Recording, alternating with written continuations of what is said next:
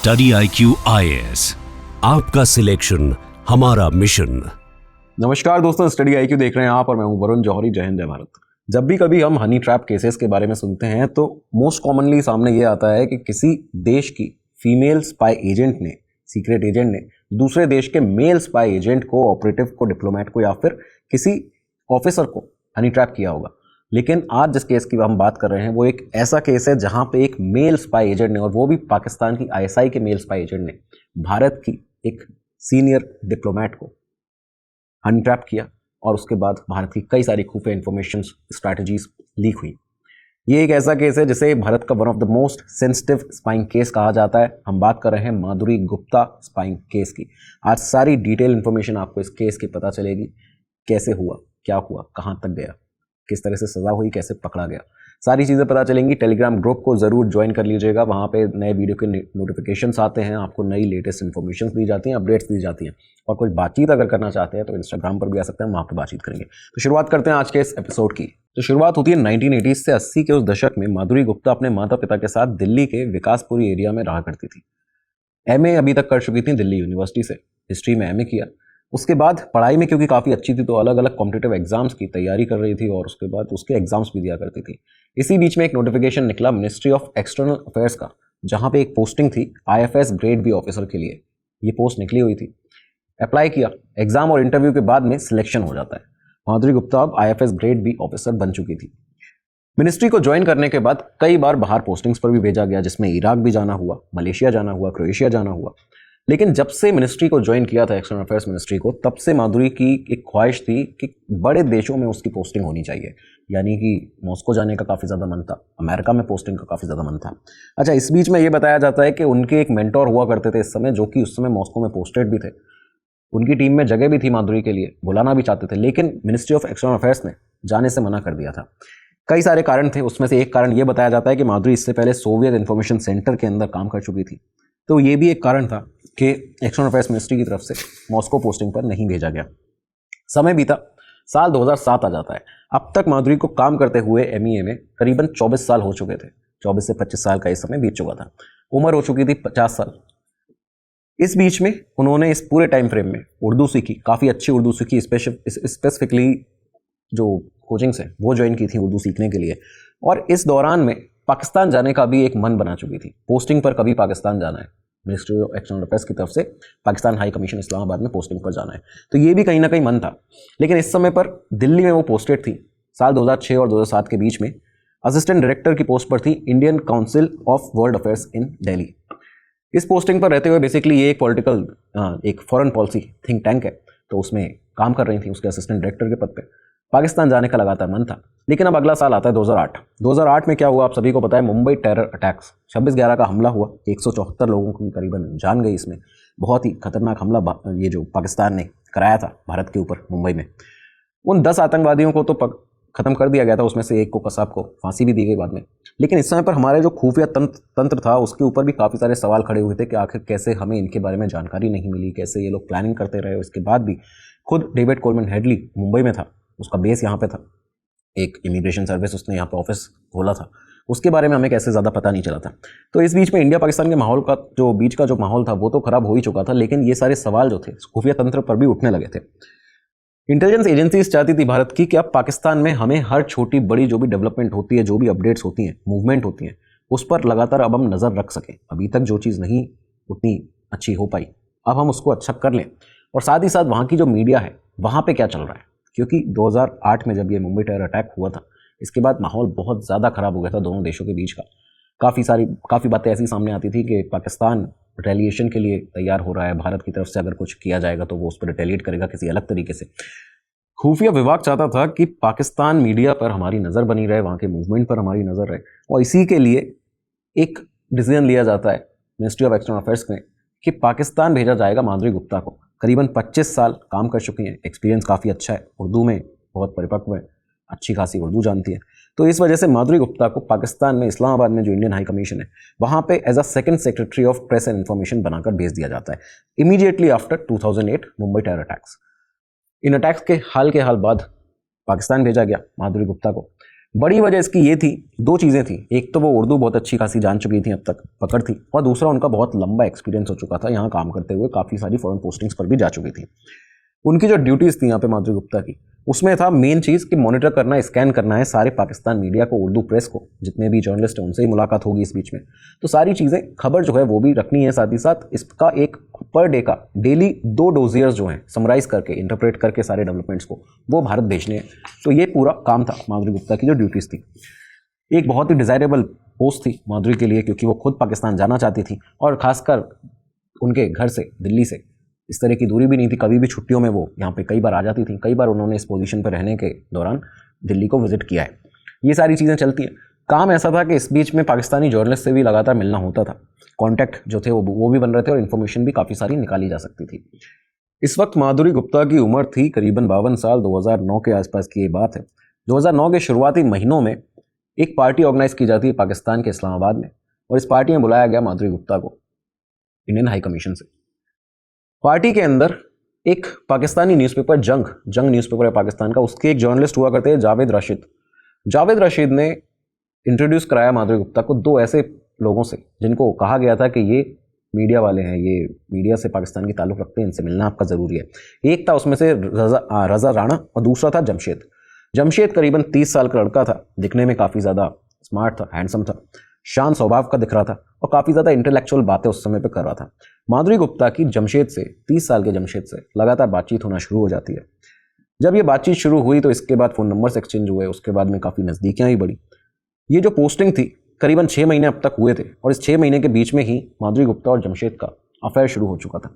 लेकिन असल बात ये थी कि राणा और जमशेद ये दोनों ही कोई मीडिया कर्मी नहीं थे, कोई जर्नलिस्ट नहीं थे, ये ISI के एजेंट्स थे। जमशेद का काम ही ये था कि उसे अपनी उम्र से 12 साल बड़ी माधुरी गुप्ता को हनी ट्रैप करना है, और इंडियन हाई कमीशन से भारत की सारी डिटेल्ड इन्फॉर्मेशन, सेंसिटिव इन्फॉर्मेशन जो है, खुफिया जानकारियाँ, वो सारी निकालनी है। दोस्तों, इस वीडियो में आगे बढ़ने से पहले एक ज़रूरी अनाउंसमेंट। अगर आप UPSC CSE की तैयारी कर रहे हैं, करना चाहते हैं, आपका सपना इस एग्जाम को क्रैक करना, IAS IPS ऑफिसर बनना, तो भारत का best education platform study IQ आपकी इस तैयारी को हमेशा से आसान और मजबूत बनाता हुआ है। आपको स्क्रीन पर जो अभी कोर्सेज दिख रहे हैं, ये लेटेस्ट क्लासेज हैं जो कि शुरू होने वाली हैं। स्क्रीन पर जो आपको ये कोर्सेज दिख रहे हैं, इनका नीचे डिस्क्रिप्शन बॉक्स में लिंक है, उस लिंक पर जाइए, क्लिक करिए, आप डायरेक्टली परचेज कर सकते हैं, और उस प्राइस पर जो आपको दिख रहा है उस पर सबसे बड़ा डिस्काउंट पाने के लिए VJ Live कोड लगाइए। साथ ही आपको नीचे नंबर दिख रहा है स्क्रीन पर, जो डिस्क्रिप्शन बॉक्स में, उस पर भी आप कॉल करके आपकी जो भी क्वेरी है उसको रिजॉल्व करा सकते हैं, सॉल्व करा सकते हैं, कोई भी डाउट है उसको पूछ सकते हैं। तो अपनी तैयारी को मजबूत बनाइए, आसान बनाइए, और हमारी बेस्ट विशेष आपके साथ हैं। अब शुरुआत करते हैं अपने एपिसोड की। तो अपने एपिसोड में आगे बढ़ते हैं। माधुरी गुप्ता को हनी ट्रैप करने के बाद जमशेद ने और रज़ा राणा ने इसके बाद क्या किया कि रज़ा राणा ने माधुरी गुप्ता का एक ईमेल एड्रेस बनवाया, एक नया ईमेल ID बनवाई, @lastrao@gmail.com। ये जो ID बनवाई थी, इसी ID से माधुरी गुप्ता इन लोगों को लगातार भारत की जो भी सेंसिटिव इन्फॉर्मेशन थी, खुफिया जानकारियाँ होती थी, वो भेजा करती थी। अकॉर्डिंग टू द चार्जशीट, जो चार्जशीट बाद में दाखिल हुई, उसमें ये बताया गया कि इस ईमेल ID से 73 टोटल ईमेल्स थे, जिसमें से 19 रिसीव किए गए थे, 54 भेजे गए थे। ओवरऑल जब इनका प्रिंट निकाला गया 300 करीबन पन्ने थे। इतनी सारी डिटेल इन्फॉर्मेशन, जो सीक्रेट इन्फॉर्मेशन थी भारत की, वो सारी भेजी गई माधुरी गुप्ता के द्वारा इन लोगों को।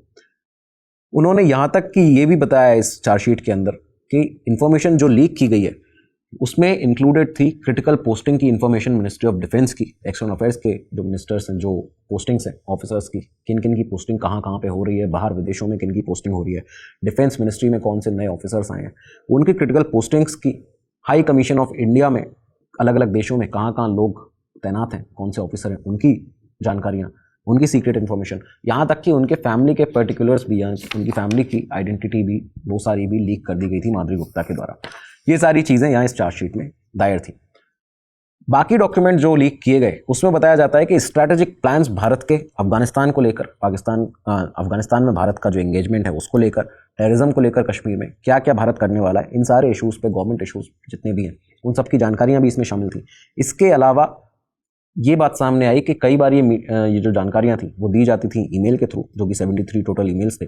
उसके अलावा मिलकर भी काफ़ी सारी जानकारियाँ माधुरी गुप्ता ने भेजी हैं, दी हैं इन लोगों को। दो तरह से जानकारी दी जाती थी गुप्ता के द्वारा। पहला उनका कंप्यूटर, जो उनका ऑफिस कंप्यूटर, जो पर्सनल कंप्यूटर था उससे। दूसरी चीज़ उनका एक ब्लैकबेरी फ़ोन हुआ करता था उससे। ये सारा चीज़ें लगातार चलती रहीं। 2010 आता है। मार्च 2010 में ISI का जो ये एजेंट था रज़ा राणा, जिसने हनी ट्रैप किया था, जमशेद ने हनी ट्रैप किया था, बेसिकली रज़ा राणा उसके साथ में था। इसने माधुरी गुप्ता को इन्फॉर्म किया कि जम्मू कश्मीर के अंदर 2020 तक एक हाइड्रो इलेक्ट्रिक पावर प्रोजेक्ट की बात कर रही है सरकार, और इसके बारे में इसको इंस्टॉल किया जाने वाला है जम्मू कश्मीर में। तो इसका हमें एक पूरा एनुअल प्लान चाहिए Jammu Kashmir hydro power project का 2020 तक के। ये जो प्लान है, जो प्लानिंग रिपोर्ट है, ये आप हमें निकाल के दीजिए। इसके लिए माधुरी गुप्ता को जम्मू कश्मीर भी जाना पड़ा। बताया जाता है इंडियन हाई कमीशन में पाकिस्तान के अंदर छुट्टी अप्लाई करके हॉलीडे पर माधुरी गुप्ता ने ये कहा कि वो दिल्ली जा रही हैं, असल में वो जम्मू कश्मीर गई थी, यही सारी इन्फॉर्मेशंस निकालने के लिए। सारी चीज़ें बाद में सामने आई हैं। माधुरी को जमशेद ने इस तरह से फंसा लिया था, ये सामने आता है कुछ ईमेल्स जिसमें माधुरी गुप्ता ने खुद ये ईमेल्स भेजे थे किसी दूसरे व्यक्ति को जमशेद के लिए। उसमें लिखा था कि जब तक, ये माधुरी गुप्ता ने लिखा था कि जब तक हमारी शादी नहीं हो जाती, मैं अपनी मौजूदा नौकरी में हूँ, मुझे इसी तरह रहना और व्यवहार करना पड़ेगा। लेकिन जिम, जमशेद को जिम के नाम से बुलाया जा रहा है यहाँ पे, लेकिन जिम को मेरे किसी पाकिस्तानी से मिलने जुलने से सख्त ऐतराज़ है। वह अपने लोगों के बारे में इतनी बुरी राय क्यों रखता है? मैं जो भी नौकरी करूँगी, जिम का रवैया बहुत ही बड़ी बाधा बनेगा। मुझे घर में पर्दे में बैठने की आदत नहीं है। शादी के बाद वो ना खुद घुल मिल पाएगा, ना मुझे किसी से घुलने मिलने देगा। इस ईमेल को देखकर आप समझ सकते हैं कि बात कितनी ज़्यादा आगे बढ़ चुकी थी। जमशेद के पूरी तरह से एक हनी ट्रैप में माधुरी गुप्ता फंस चुकी थी। लेकिन ये जो हनी ट्रैप है, करीबन इसको अभी तक 8 महीने हो चुके थे। अब फाइनली ये एक्सपोज होने वाला था। एक्सपोज किस तरह से हुआ कि देखिए, 8 महीने के बाद में खुफिया एजेंसीज को भारत की ये भनक पड़ चुकी थी कि कहीं ना कहीं इंडियन हाई कमीशन पाकिस्तान में कुछ ना कुछ तो गलत हो रहा है, और किसी हमारे ही डिप्लोमेट की तरफ से हो रहा है। ये अनकॉमन नहीं है बिल्कुल भी कि गवर्नमेंट कभी भी ऐसे जो ऑफिसर्स होते हैं कंट्री के अंदर भी, देश के अंदर भी, या फिर बाहर किसी ऐसी पोस्टिंग पर, अब्रॉड मिशंस पर, जिनके ऊपर सर्विलांस किया जाता है उनको देखने के लिए कि कहीं वो कुछ गलत राह पे तो नहीं चले गए हैं। सर्विलांस किया जाता है, कभी कभी हफ्तों के लिए, कभी कभी महीनों तक भी सर्विलांस चल जाता है। लेकिन मोस्टली केसेस में कभी कुछ ऐसा चीज़ें निकलती नहीं है, क्योंकि देश के प्रति जो लगाव है, जो देश के प्रति जो देशभक्ति है, वो हर किसी में, भारतीय में होती है। कई बार ऐसे केसेस में देखा गया है कि चीज़ें नहीं गलत निकलती। लेकिन माधुरी गुप्ता के केस में ये जो सर्विलांस था, ये काफ़ी लंबा चलने लगा, क्योंकि हर अगले मोमेंट पर ऐसी जानकारी मिलती थी, ऐसी भनक पड़ती थी कि कहीं माधुरी गुप्ता ISI के लिए काम तो नहीं करने लगी। और यही सारी इन्फॉर्मेशन को कलेक्ट करने के बाद में भेजा जाता है DIB की डेस्क पर, यानी डायरेक्टर ऑफ इंटेलिजेंस ब्यूरो की मेज पर ये जानकारियां भेज दी जाती हैं।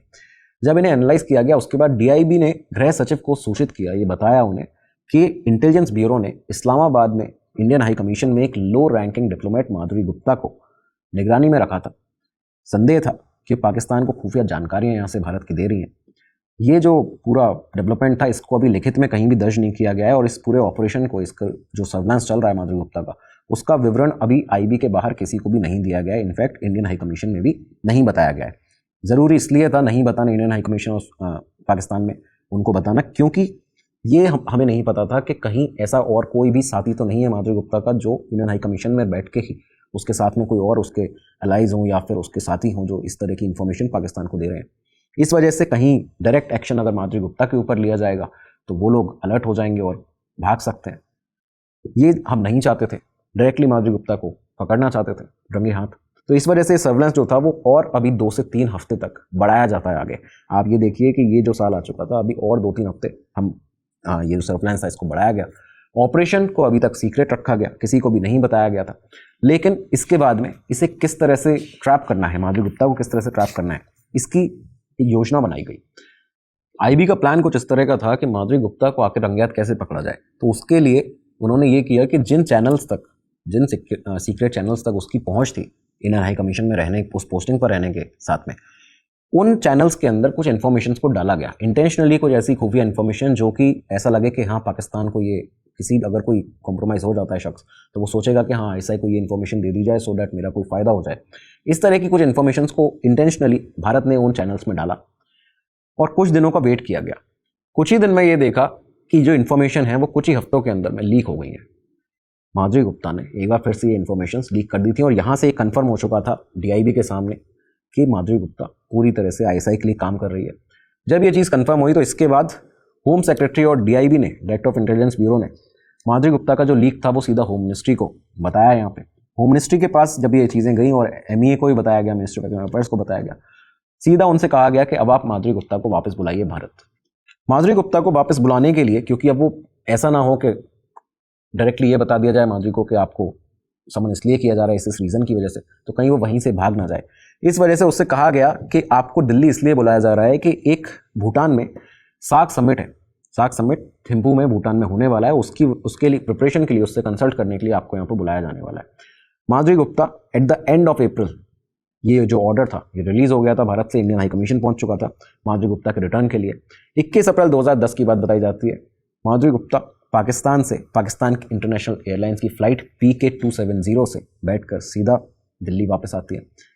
पहली रात दिल्ली में ही उन्होंने बिताई अपने घर पे, वेस्ट दिल्ली में घर था, और इसकी अगली सुबह दिल्ली में साउथ ब्लॉक में मिनिस्ट्री ऑफ एक्सटर्नल अफेयर्स के दफ्तर में माधुरी गुप्ता को बुलाया गया था। तलब किया गया था कि एक मीटिंग है, अटेंड करनी है, जो आपको एडिशनल सेक्रेटरी अशोक तोमर साहब के साथ में। माधुरी गुप्ता तय समय पर यहाँ पे पहुँचती है। उसे लग रहा था कि मीटिंग होने वाली है अशोक तोमर के साथ, लेकिन जब उसने दरवाज़ा खोला उनके दफ्तर का, ऑफिस के अंदर गई उस रूम में, तो वहाँ पे तोमर साहब तो थे ही, साथ में गायत्री कुमार भी थी, जॉइंट सेक्रेटरी MEA में, और इनके अलावा 3 IB के और ऑफिसर्स थे। इस बीच में जब माधुरी गुप्ता वहाँ पहुँची है, उसको बाद में बताया गया सामने फेस टू फेस कि ये सारी चीज़ें जो हमें मिली हैं, जो आप स्पाइंग कर रही थी ISI के साथ में। इस दौरान बीच में दिल्ली पुलिस स्पेशल सेल को भी खबर कर दी गई थी, अशोक तोमर साहब के द्वारा, एडिशनल जो सेक्रेटरी थे उनके द्वारा ये सब खबर कर दी गई थी। ऑलरेडी पुलिस की टीम यहाँ पहुँचती है, माधुरी गुप्ता को ये बताया जाता है कि हमें पता है कि आप क्या कर रही थी, और फाइनली माधुरी गुप्ता को अरेस्ट कर लिया जाता है। ये साल 2010 था और 23 अप्रैल का दिन था जब माधुरी गुप्ता को फॉर्मली अरेस्ट कर लिया गया था, कस्टडी में ले लिया गया था। इसके बाद कुछ दिनों तक मीडिया को ये बातें नहीं बताई गई थी। लगातार एक हफ्ते तक MEA के ऑफिसर्स, RNW के रॉ के ऑफिसर्स, IB के ऑफिसर्स माधुरी गुप्ता से पूछताछ करते थे, इंटरोगेशन करते थे, क्या क्या उसने जानकारियां और दी हैं वो निकाली जाती थी। इसके बाद सडनली ये खबर मीडिया में लीक हो जाती है। मीडिया में खबर लीक हुई, उसके बाद मीडिया ने अपनी TRP के लिए, हेडलाइंस के लिए कई सारी न्यूज़ बनाना शुरू कर दिया। माधुरी गुप्ता को हर अलग तरीके से उस पर एक एलिगेशन लगाने शुरू कर दिए। लेकिन इसमें कुछ ऐसी रिपोर्ट्स थी जिन पर काफ़ी सारे लोगों का ध्यान गया। उसमें से एक रिपोर्ट थी कि कहा गया कि माधुरी गुप्ता ने जो भी ये सब किया था पाकिस्तान में, ये उसने कहा है कि ये विलिंगली किया गया था, ये फाइनेंशियल बेनिफिट के लिए नहीं किया था, जबकि इसलिए किया गया जिससे कि मिनिस्ट्री ऑफ एक्सटर्नल अफेयर्स के अपने ऑफिसर्स को, अपने सीनियर्स को एक सबक सिखा सके, क्योंकि उन्होंने उसे उसकी मनचाही पोस्टिंग पर मॉस्को और अमेरिका नहीं भेजा था, उसे उसकी कैपेबिलिटीज़ को ठीक तरह से परखा नहीं था। तो ये कहीं ना कहीं एक जेलसी की वजह से किया है, ये बात सामने आई। दूसरे कुछ जो अनआइडेंटिफाइड सोर्सेज हैं, उन्होंने ये बताया कि माधुरी गुप्ता को उसके ऑफिसर्स जो थे वो बहुत परेशान करते थे। उसकी वजह से जब ये पकड़ी गई है, उसके बाद माधुरी गुप्ता ने ये कहा था उन सिक्योरिटी पर्सनल्स को कि इतना समय लग गया मुझे पकड़ने में, what took you so long to get me. मतलब ये टॉन्ट पास कर रही थी उनको कि आखिर कैसे आप लोग इतने समय तक मुझे पकड़ नहीं पाए थे। खैर ये केस आगे लंबा चला और इसके बाद 2010 में ये शुरू हुआ था, 2018 में जाके सज़ा हुई है। इस बीच में क्या हुआ आपको बताते हैं। 21 महीने शुरुआत में माधुरी गुप्ता तिहाड़ जेल में रही। इसके बाद रिलीज़ हुई बेल पर आने के बाद में 22 मार्च 2012 को दिल्ली की 30 हज़ारी कोर्ट में ये केस दोबारा इसकी ट्रायल शुरू हुई। 700 पन्नों की चार्जशीट थी जिसमें ऑफिशियल सीक्रेट एक्ट के 2 सेक्शंस को वायलेट करता हुआ पाया गया था माधुरी गुप्ता को। और इसके जो लॉयर थे जिनका नाम था जोगिंदर दहिया, उनका ये कहना था, लगातार वो इस पे आर्ग्यू कर रहे थे, वो कह रहे थे कि ये माधुरी गुप्ता जो है वो विक्टिम है और कुछ नहीं, उसने ऐसा कुछ नहीं किया है, वो सिर्फ विक्टिम है IB और रॉ की फाइट की, मतलब इनके बीच में जो टसल चलता है इंटेलिजेंस एजेंसीज के बीच में, उसकी एक विक्टिम है। उन्होंने इस तरह से इसको बताया। खैर साल 2018 आता है और फाइनली 61 साल की 61 ईयर्स की उम्र हो चुकी थी माधुरी गुप्ता की। दिल्ली की अदालत ने दोषी ठहराया, सज़ा सुनाई। अक्टूबर 2021 ये जो सज़ा थी लगातार चल रही थी माधुरी गुप्ता की, लेकिन 64 साल की उम्र में अक्टूबर 2021 में डायबिटीज़ की वजह से कुछ कॉम्प्लिकेशंस हो गए थे माधुरी गुप्ता की बॉडी में, उसकी वजह से 64 साल की उम्र में उनकी दिल्ली में ही डेथ हो जाती है। माधुरी गुप्ता की मृत्यु के बाद भी जो उनके लॉयर थे जोगिंदर दहिया, उनका यही कहना था हमेशा, उन्होंने यही कहा कि एक ऑफिशियल कॉन्स्पिरेसी है जिसके चलते माधुरी को फंसाया यहाँ पे गया है। खैर माधुरी गुप्ता की मौत के बाद ये जो मामला था उनके खिलाफ वो बंद हो गया, और एग्जैक्टली क्या था इसके अंदर, इस मामले के अंदर, कोर्ट ने तो सज़ा जो सुना दी थी, ऑफिशियल सीक्रेट एक्ट के 2 सेक्शन को वायलेट किया था माधुरी गुप्ता ने, कई सारे पुख्ता सबूत भी मिले थे, लेकिन ये जो केस था वो फाइनली बंद हुआ। जासूसी कांड जो था, इसकी सच्चाई पूरी तरह से कभी भी सामने नहीं आ पाई है, ऐसा माना जाता है। दोस्तों ये आज का एपिसोड था, आपको हमने बताया क्योंकि काफ़ी सारा देश में जो स्पाइंग केसेस हैं वो लगातार सामने आ रहे हैं। इस बीच में एक ऐसा स्पाइंग केस था जिसको भारत का एक बहुत ही मोस्ट सेंसिटिव स्पाइंग केस कहा जाता है।